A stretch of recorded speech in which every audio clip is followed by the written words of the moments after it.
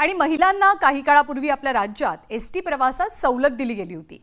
पण या सवलतीमुळे एसटी तोट्यात गेल्याची कबुली राज्याचे नवनियुक्त परिवहन मंत्री प्रताप सरनाईकांनी दिली आहे। महिला आणि ज्येष्ठ व्यक्तींना एसटी प्रवासात सवलत आहे, यामुळे एसटीला दर दिवशी 3 कोटी रुपयांचा फटका बसतोय, तोटा होतोय असं वक्तव्य प्रताप सरनाईकांनी केलं। त्यामुळे यापुढे नव्यानं एसटीत कोणतीच सवलत मिळणार नाही असेही संकेत त्यांनी दिले। पत्रकारांना एसटीमध्ये सवलत द्या अशी मागणी सरनाईकांकडे केली गेली आणि यावेळी परिवहन मंत्री प्रताप सरनाईकांनी सवलतीमुळेच एसटी बस तोटात गेल्याचं वक्तव्य केलं। त्यामुळे आता अशा मागण्यांमुळे सगळ्यांनाच मोफत सवलत किंवा सेवा देता येणार नाही। जर अशा पद्धतीने सवलती देत राहिलो तर एसटी महामंडळ चालवणंच मुश्किल होईल। त्यामुळे या सवलतींचा विचार करता येणार नाही असंही ते म्हणाले।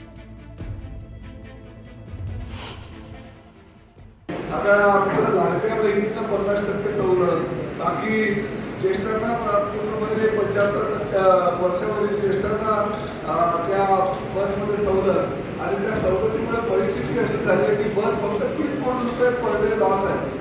आणि अशा लॉसमुळे की जर आपण सगळ्यांनाच त्या ठिकाणी आता मोफत सवलत वगैरे देत बसतो, मला असं वाटतं की ते बस एसटी महामंडळ चालवणं कठीण होईल। त्यामुळे सध्या तरी या बाबतीत मी विचार करू शकत नाही। त्याचा फायनान्शियल काय परिस्थिती आहे हे बघावी लागेल।